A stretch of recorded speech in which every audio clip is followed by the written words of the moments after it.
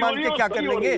हम आगे जाएंगे, हम ये बात कह रहे हैं, पार्टी आगे जाएगी, अगली अदालतों से उम्मीद रखती है कि हमें वहां न्याय मिलेगा, वहां हमारे पक्ष में फैसला होगा, हम वहां पे सही ढंग से अपनी बात रख पाएंगे। तो ऐसा होता है, ऐसा पहली बार नहीं हो रहा है। लेकिन आप जो पेश करने की कोशिश कर रहे हैं, जैसे कि सुनिए संजीव जी, एक बात बड़ी बात है कि किसी भी नेता, किसी भी पार्टी के शीर्ष नेता तक अगर एजेंसियां जाने की हिम्मत कर रही हैं, क्योंकि इस देश में सियासत कैसे सर चढ़कर बोलती है ये सब जानते हैं। एजेंसियों के अधिकारी भी एक समय के बाद वो भी इंसान है, वो जानते हैं राजनीति किस तरह सर चढ़कर हावी रहती है। लेकिन अगर किसी नेता पर, जिन एजेंसियों को ये बात कही जा रही है कि सारी स्वतंत्र एजेंसियां हैं, सत्ता बदलने की देर है, उसके बाद में उस एजेंसियों पर किस तरह आप ये कह रहे हैं केस ही बदल जाएगा क्या? सत्ता बदल गई तो केस बदल जाएगा? मैं तो कह तो रहा हूं, मैं खुलेआम कह रहा हूं कि प्रेशर में जिस तरह से एजेंसियां काम कर रही हैं, उस एजेंसियों को कम से कम उतनी स्वतंत्रता मिलेगी कि अपने तरीके से वो काम करे। नहीं तो आप ये कह रहे हैं ये केस बदल जाएगा, केस पूरी तरह पलट जाएगा। अब ये पलट जाएगा, बदल जाएगा, आने वाले दिनों में दिखाई देगा। हम ज्यादा इस पर कुछ नहीं बोलेंगे, लेकिन मैं सिर्फ यही कह रहा हूं कि ये बात बिल्कुल सही है कि देश में जिस तरह से संवैधानिक संस्थानों का काम करने का जो तरीका है वह सस्पेक्टेड है। पिछले 10 वर्षों में जिस तरह से काम किया है सरकार ने, जिस तरह, ये तो बात आप लोग कह ही रहे हैं। आज मैंने इसीलिए बोला बादल जी को लाइए जरा स्क्रीन पर। बादल जी प्लीज कॉमा याद रखिएगा। मैं सिर्फ ये कह रही हूं कि जिस तरह से केंद्रीय एजेंसियों पर हमला आप लोग करते आए और वो जो पूरे सांसदों ने घेराव किया, वो क्यों किया था? वो इसलिए किया था कि ये जो सारी सेंट्रल एजेंसीज हैं, इनके डायरेक्टर, इनके अध्यक्ष हटाए जाए, ये आप घेराव कर रहे थे। वहां पर आपके उस धरने के चलते चीफ इलेक्शन कमिश्नर की सुरक्षा बढ़ा दी गई, क्योंकि आप वहां पर ऐसे तैनात हो गए। मैडम, क्यों ये धरना दिया, पहले आपको जानना चाहिए। बंगाल में अभी तक, मैं पहले आपको बताया, x education minister Partho Chattopadhyay 1 साल 9 महीना जेल में आए। आज तक एक भी प्रूफ, एक भी चार्जशीट सीबीआई ने नहीं दे पाया।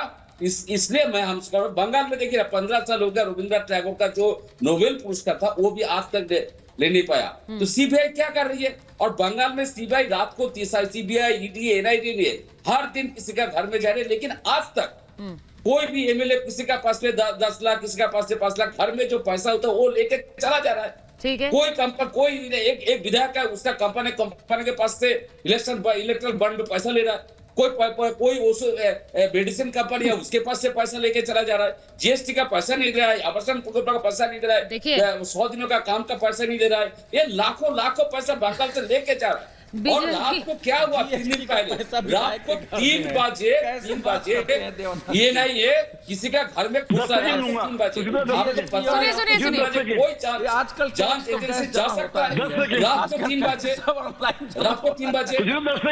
आप देखिए बीजेपी कह रही है कि आप लोकतंत्र नहीं बचा रहे, आप शाहजहां शेख को बचा रहे हैं। आपके लिए प्राथमिकता लोकतंत्र नहीं है, आपके लिए प्राथमिकता अपने नेता है। उन नेताओं को बचाने के लिए आप हमले तक करवा रहे हैं। ऐसा no ED, no CBI zone कैसे हो सकता है पश्चिम बंगाल? मेरा तो सवाल ये है। कोई भी हिस्सा, और ये सरकार बदल भी सकती है। जहां बीजेपी शासित राज्य है वहां पर भी ऐसा नहीं हो सकता है कि अगर सरकार आने वाले समय में बदली या फिर पहले की सरकारों में, क्या ऐसा कोई राज्य हो सकता है जहां बोले ईडी सीबीआई नॉट अलाउड? आप जा ही नहीं सकते हैं, आप नहीं जा सकते हैं। ममता बनर्जी विधानसभा में प्रस्ताव सीबीआई जोन घोषित कराया पश्चिम बंगाल को। इसीलिए मैं बोल रही हूँ कि क्या ऐसा हो सकता है? ये पश्चिम बंगाल में ही हो सकता है। जितने केस में सीबीआई कोर्ट के आदेश से गई है, सरकार ने वहां कह दिया कि हमारा इसके साथ नहीं है, तो नो सीबीआई जोन बना चुकी। और एक और चीज है संजीव जी, जो सवाल अभी हरीश जी पूछ रहे थे, एक चीज संजीव जी आपसे पूछ लेती हूँ। आज सौरभ भारद्वाज में गए, उन्होंने कहा हम साथ हैं। उन्होंने टीएमसी के नेताओं ने कहा आप बहुत अच्छा काम कर रहे हैं, उन्होंने कहा आप भी बहुत अच्छा काम कर रहे हैं, हम साथ में हैं। तो जो काम अच्छा कर रहे हैं पश्चिम बंगाल में टीएमसी, जो एजेंसीज पर हमला करवाने का काम कर रहे हैं, उसमें भी साथ खड़े हैं आप? देखिए, पूरे हिंदुस्तान के विपक्षी पार्टियों के ऊपर जिस तरह से ये संस्थाएं काम कर रही है और उसको प्रताड़ित कर रही हैं, हर इलेक्शन के समय इतना दौड़ धूप क्यों बढ़ जाता है? आप नज़र उठा के देख लीजिए, चाहे वो बंगाल चुनाव हो, महाराष्ट्र चुनाव हो, बिहार चुनाव हो, उत्तर प्रदेश में भी कम हो बेस, किसी भी स्टेट में जब आप स्टेट चुनाव हो, अभी तो आम सभा की चुनाव है, तो हर इलेक्शन में अचानक ये एजेंसियां सक्रिय कैसे हो जाती है? उससे पहले सक्रिय क्यों नहीं होती? उससे पहले दौड़ धूप क्यों नहीं करती? और मेरा दावा है कि इलेक्शन खत्म, ये सारी एजेंसियां बैठ जाएंगी अपने पैर पे पैर रखकर, और आपको पता भी नहीं चलेगा कि किस मामले में कब छापेमारी हुई, कहां कौन सा हल्ला हुआ।